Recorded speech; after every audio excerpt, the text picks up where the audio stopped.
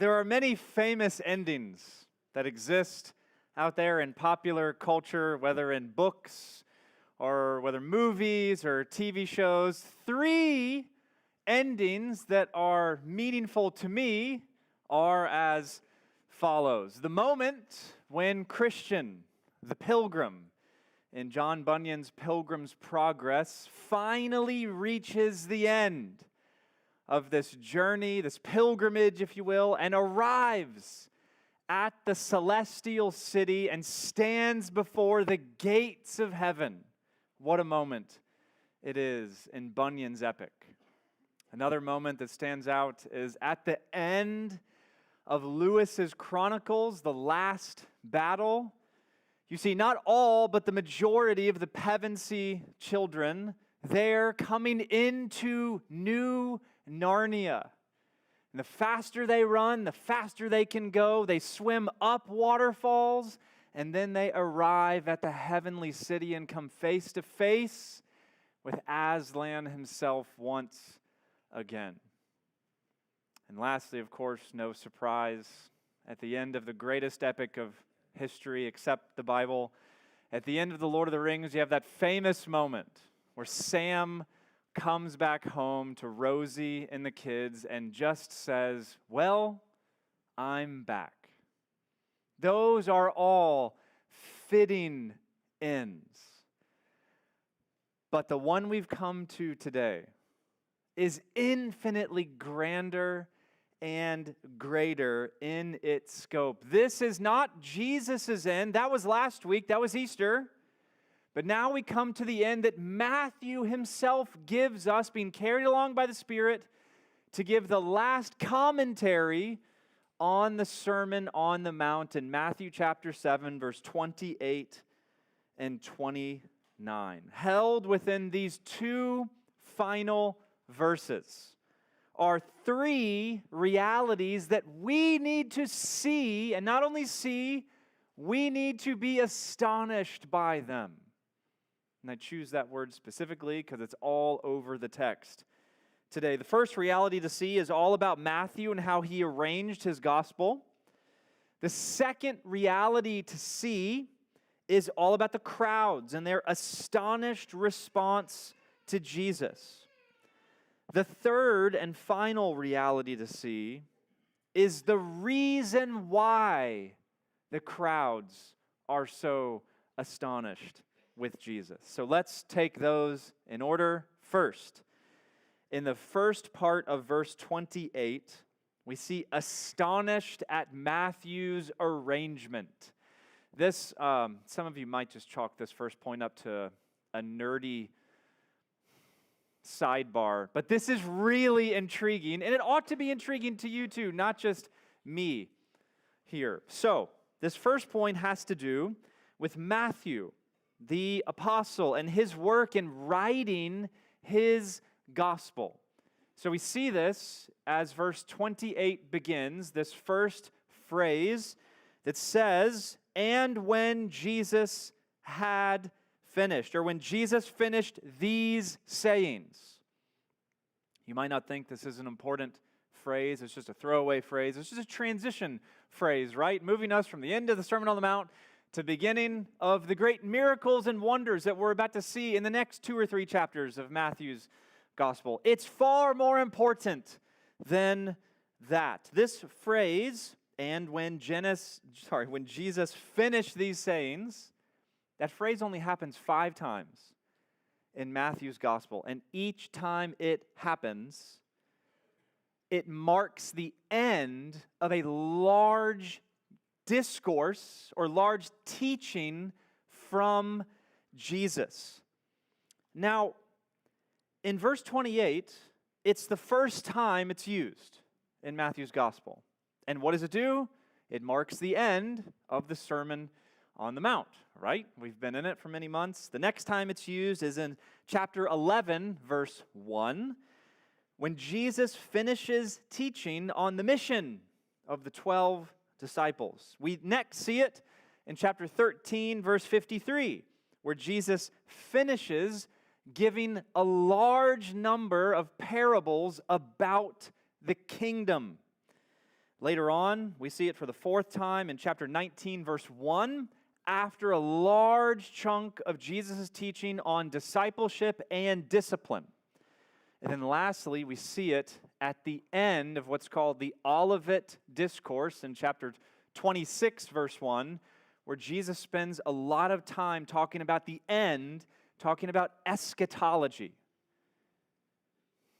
Now you're like, okay, Pastor, why does this matter so much? This is important for us to see because in this we see Matthew doing careful crafting of this material to arrange the gospel that he's writing to captivate, compel, and grab the Jewish readers he's trying to reach. This is Matthew's purpose in writing the Gospel of Matthew. It's to reach a Jewish audience. Luke, Gentiles. John, the Son of God. Mark, Jesus in action. Matthew's all about reaching a Jewish audience. And what's important to Jews? The number 5. Why the number 5? Think about it. The Torah, Genesis to Deuteronomy, or the Pentateuch, 5 books written by Moses. And that there's 5 lengthy discourses in Matthew's gospel seems to give the impression that Matthew is pleading with his audience to see Jesus as a new kind of Moses. What else has 5 in it? The Psalms. Like there's 150. Well, true. The 150 Psalms are grouped into 5 books that each are modeled after the 5 books of the Torah and the themes present there. And who wrote most of the Psalms or many of the Psalms? David.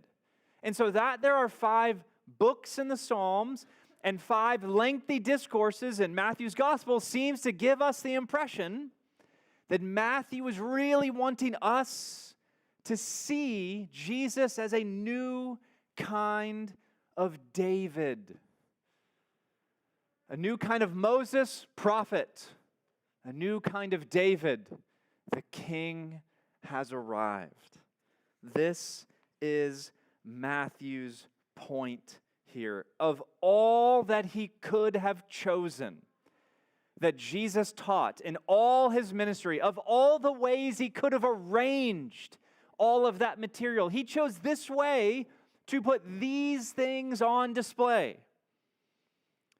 And in our verse today, we come to the first of those monumental conclusions of Matthew's 5 discourses. That's the first astonishing thing to see about our text this morning. The second, we really get into the meat and potatoes of the text. It's in the rest of verse 28. Astonished at Jesus' teaching. Here, in the second point, we move on to the crowds, and we see the great impression the Sermon on the Mount made on them. Look at verse 28 as a whole. And when Jesus finished these sayings, the crowds were astonished at his teaching. Interesting here what we see happen in the Sermon on the Mount. This doesn't quite happen here on Sunday mornings with us. It's not really our pattern. The door continuing to open and close would just be too distracting, right? In chapter 5, verse 1, or really at the end of Matthew 4, great crowds were following Jesus. He saw this, left the crowds, went up on a mountain with just the disciples to teach them. And then chapter 5, verse 1 starts a Sermon on the Mount. Here at the end, we see that great crowd probably heard the teaching from afar and went up the mountain too and listened to probably the bulk of it as well. And so here at the end of it, a great crowd has amassed around Jesus, and they were astonished. What does this word mean? If you're astonished at something, what are you? You could be surprised, right? That's not really the meaning, I think, in view. You're astounded. You're amazed. You're overwhelmed and overcome with wonder and marvel at something before you. This same word occurs a few times in the Gospel of Matthew. In chapter 19, verse 25, the crowds there are astonished when Jesus gives that famous word picture that it's as easy for the rich to enter the kingdom as a camel to go through the eye of a needle. The crowds heard this and they were astonished. Then later on in chapter 22, this word occurs when Jesus is teaching on the resurrection. The crowds heard his teaching and they were astonished. And so we could say, truly, the teaching of Jesus and Jesus himself is astonishing. I think we've seen much of this, haven't we, in our time going through the Sermon on the Mount these past 8 or 9 months. As we've slowly walked through, let's backtrack a little bit. It's a good time as we're coming to the end to backtrack through some of these things. We heard and were astonished by the Beatitudes as this great sermon began. The greatest of all sermons begins with the greatest of all introductions in any sermon, with the Beatitudes. How wonderfully and beautifully and clearly Jesus there maps out the Christian life. How we begin in it, how we continue in it, and how if we do it, what will happen to us because of it. There's the Beatitudes. We then heard Jesus teach on the nature of the law and all the Old Testament. We listened in verse 17 how he said he did not come to abolish the law, but to bring it to its appointed end, its fulfillment, its conclusion. And then we listened in awe as he gave 6 examples on what that meant and how the religious professionals of the day, the scribe and the Pharisee, had twisted the law, teaching it and handling it as if the law were just a matter of mere externals. And yet Jesus then brings out the true nature of the law, that it was always aiming deeper at the level of the heart. We then heard Jesus teach, as chapter 6 begins, on the nature of religious hypocrisy. And we listened with rapt attention as he unfolded giving, praying, and fasting. This is the first half of chapter 16. It's in this section we are warned and we're sobered, and we get the wonderful gift of the Lord's Prayer in this section that shows us true religion, that we must strive to be in private what we really desire to be seen like in public. And so we must do all our giving and praying and fasting for the glory of God rather than the praise of man. We then heard and were stunned by Jesus pointing us heavenward at the end of chapter 6, teaching us where our true treasure really is, where moth and rust destroy, that there really is a place where moth and rust does not consume and not deteriorize and not diminish and not get rid of the things that we love or the people that we love, and that there in heaven, there really is a heavenly Father that cares about us more than the birds of the field and the lilies. We're to, Jesus said, consider all these things. And then finally, we heard Jesus drive the sermon home all through chapter 7.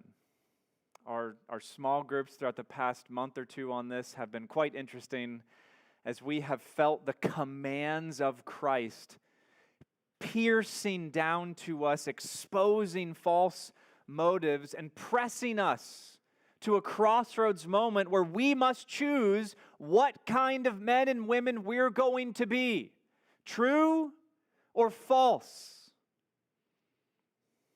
This is truly the greatest sermon of all time. Lesson: there's nothing so comforting and nothing so convicting, nothing so hard, and nothing as healing as the teaching of Jesus. So on one hand, being astonished at Jesus is completely understandable. There's no one like him. And his teaching is just like himself, divine. But on the other hand, being astonished at Jesus ought to be a warning to us. Because not all astonishment ends in faith and love toward Jesus. One example of this in Matthew's gospel later on in chapter 13, verse 54, we see another particular moment of astonishment, very similar to here in chapter 7:28. Jesus was in his hometown, and he's teaching in the temple.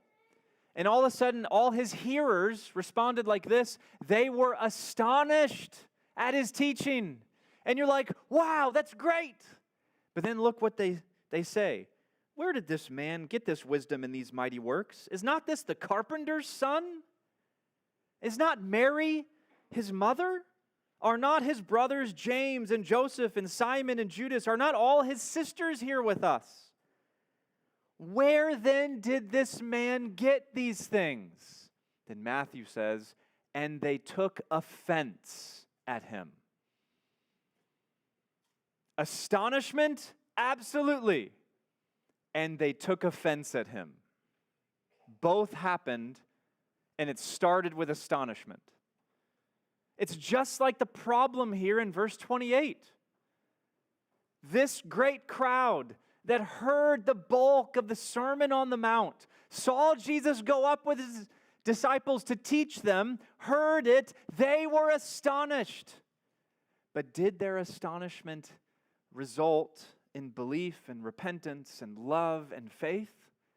The rest of Matthew is clear. No, it did not. There's a big example and illustration we could use from the life of George Whitefield. Do you know George Whitefield? Famous preacher and evangelist of old. Here's a few little details of his life. He was a preacher and evangelist in the 18th century, a close friend of the Wesleys, John and Charles, a large contributing factor to their founding of Methodism, and a large contributing factor to the beginning and surge of the first Great Awakening. After being ordained, I think he was 23 or 24 years old, by the Church of England. It was normal, once you were ordained and set apart for the ministry, that then the church would give you or assign you a church. This didn't happen with Whitefield for some reason. Either this got overlooked, which happens all the time, or there were no openings. So what did Whitefield do? He took to the streets and he started preaching out in the open air. And as history shows us, thousands upon thousands of people would come out to the fields to hear George Whitefield preach. Some moments record other people discussing Whitefield's preaching, and they said, I was there in the field around Surrey, England, with 6,000 friends. No amplification. 6,000 friends. Another says there were 8, some 10. One instance even says 20,000 people came out to this grand field outside of northern England to hear Whitefield preach. This kind of shows us Whitefield's great gifting, by the Lord, God had given him a powerful voice. On many of these occasions, there's testimony, verbal and written, that his voice could be heard. That moment where 20,000 people came to gather, there was eyewitness testimony that someone said they could hear his voice begin the sermon clearly, just like you can hear me, from 2 miles away. So God not only gave him a powerful voice, but he had an unusual eloquence about him that captivated everybody who heard him. Charles Spurgeon, the prince of preachers, would one time talk about Whitefield, saying that when Whitefield said the word Mesopotamia, people cried. You're like, what in the world?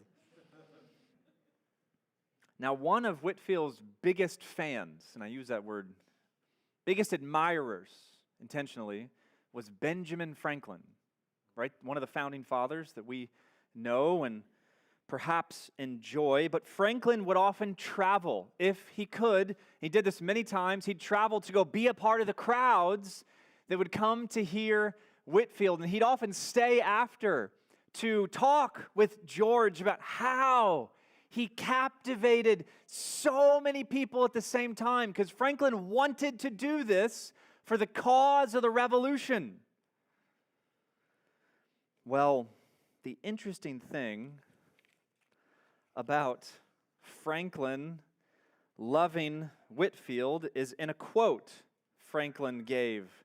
He once said this about George: "Every accent, every emphasis, every modulation of voice was so perfectly well turned and well placed that without being interested in the subject, one could not help being pleased with the discourse.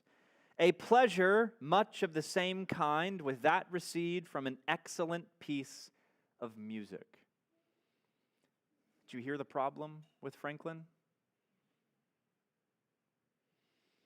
Franklin never embraced the gospel, but he leapt at the opportunity to hear this gospel preacher.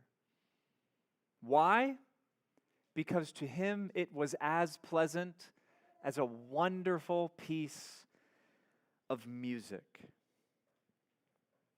This is the same problem as verse 28 and the astonishment of the crowd around Jesus. Only in a fallen world is it possible to be impressed by and astonished with Jesus and his teaching and yet remain in unbelief. So as great as it is to be astonished with Jesus, astonishment is not the same as faith in Jesus. It's not the same. Do you know something of this?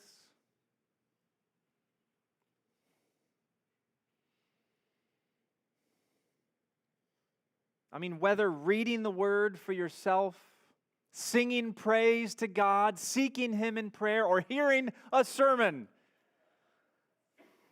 do you know what it is to be so moved in what you're doing with the Lord's stuff? Do you know what it is to be astonished by the Lord and yet not have it change anything about you?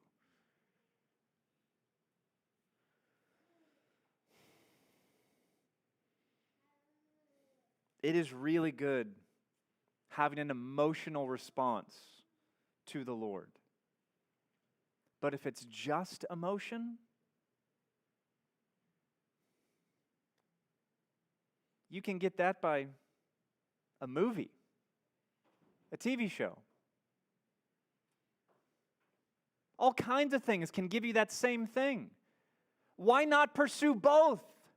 I want to be deeply affected by the things of the Lord so that in those moments I truly am astonished. But I want the astonishment to actually be true and lead to actual change of heart and life and behavior and action. That I become new more and more. May that be true of us. May we not be like this crowd or like Benjamin Franklin. Or we love hearing of the bread of life, and yet we starve from hunger. May we find Him, Jesus, altogether lovely from His teaching. That's verse 28. It's our second heading. First and second heading are now done. Look at the last heading. Verse 29, astonished at Jesus' authority. Here in this third point, we see the reason why the crowds were so astonished with Jesus. And it was all about authority. Look at the whole of our passage again. And when Jesus finished these sayings, the crowds were astonished at His teaching, for He was teaching them as one who had authority, not as their scribes. So now we see the reason for their astonishment. The authority of Jesus that stood out over and against the supposed authority of the scribes. This is quite a bold claim to make so early on, right, in the ministry of Jesus. Because you hear what it implies, right? I mean, often we pick up on things like this in conversation relating to one another.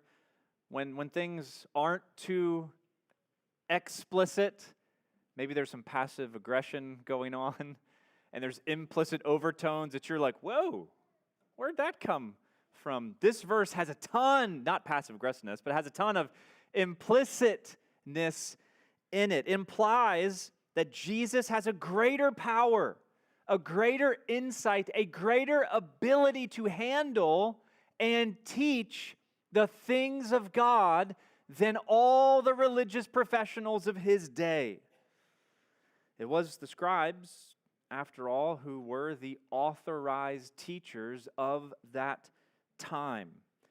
And even here we get a hint that there is an impending collision, a contest of authority between the traditional teachers of the day and this upstart Galilean preacher. But why did the crowds arrive at such a conclusion? That's the question we ought to ask upon reading verse 29. We see that they were astonished at Jesus' authority. Why? Did Jesus say anything that would have led His hearers to believe that He is greater than the scribes? Yes! A whole bunch of stuff in the Sermon on the Mount. Many moments stand out where we learn that very thing in this place. Two of them in particular stand out. Time doesn't permit to go into them all. First, go back to chapter 5, verse 20.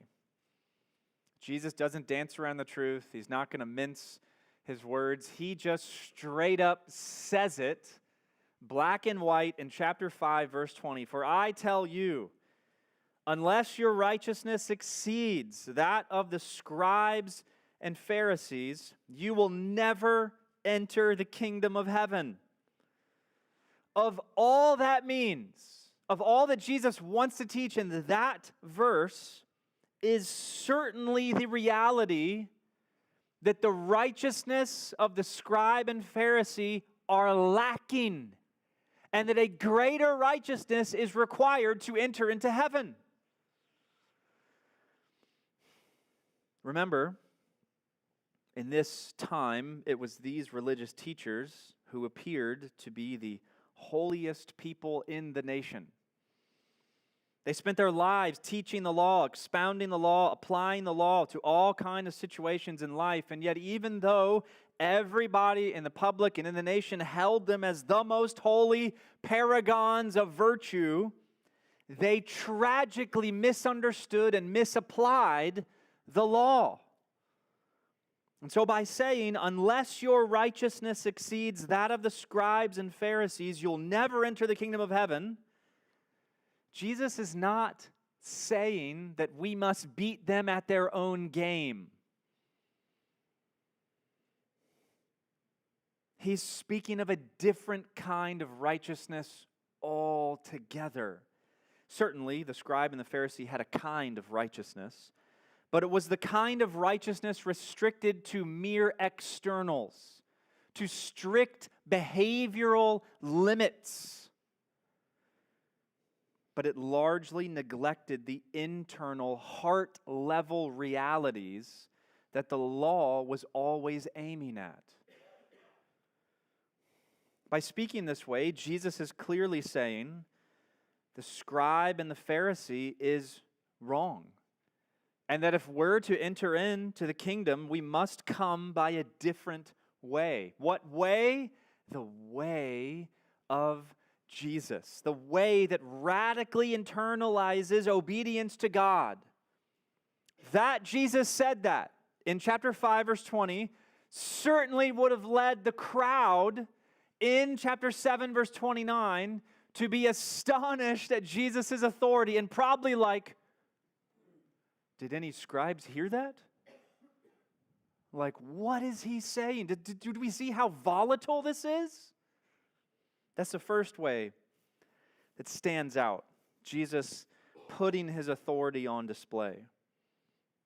Second, not only did Jesus call into question the supposed righteousness of the scribe and Pharisee, but the manner in which Jesus taught shows utter authority, pure authority. What I mean is this. The scribe and Pharisee, as part of their duty in being a scribe and Pharisee, would have been to do a lot of teaching.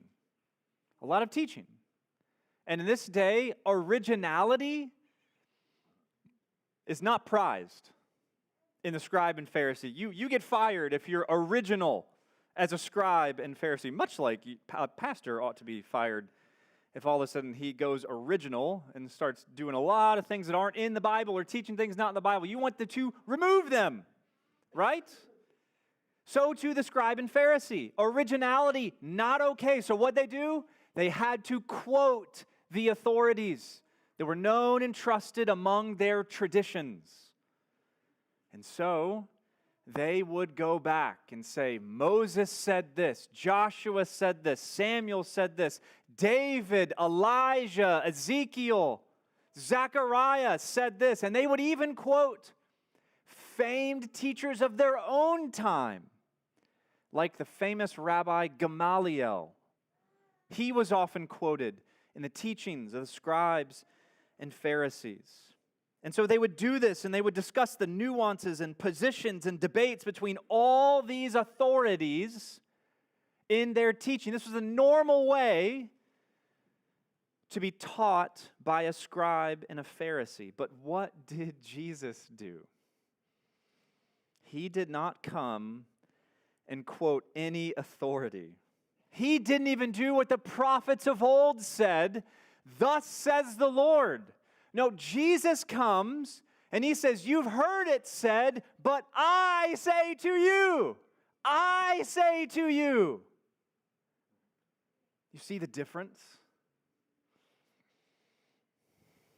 His was an authority people had never seen before. Jesus presents himself not as just another rabbi and not as just another teacher. Jesus presents himself as being the final authority on all matters of faith and practice. That is so weighty. That's incendiary. No longer is it the Old Testament law that has the final word.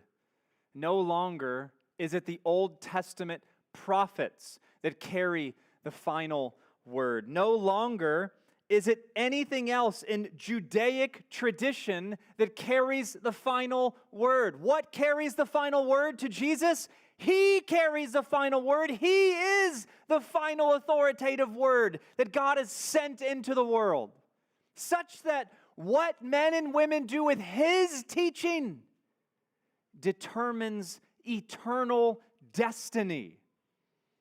This is utter and pure authority. No one is like this. And so this crowd was astonished indeed. What do we say here as we end the Sermon on the Mount after so many months in it? Well, I want to say this. I really hope the Sermon on the Mount has had an effect on you. I really hope, by God's grace, that these sermons on the Sermon on the Mount have had an effect on you. What effect? I want you to be astonished at Jesus and His teaching. But it's my prayer that you would not only be astonished, but that you would be astonished into believing in Him. That you'd be astonished more with His beauty and His majesty and His fullness and His completeness. That you'd see His teaching as utterly compelling and beautiful, and you'd recognize this authoritative one is the one who would keep living and keep teaching all throughout the rest of Matthew's gospel. This authoritative one is the one who would lay His life down for all those who'd believe, who would take it up again in the resurrection, who now sits at the right hand of the Father. This authoritative one is coming back. And what we do with Him determines our eternal destiny. I want you to be astonished at Jesus.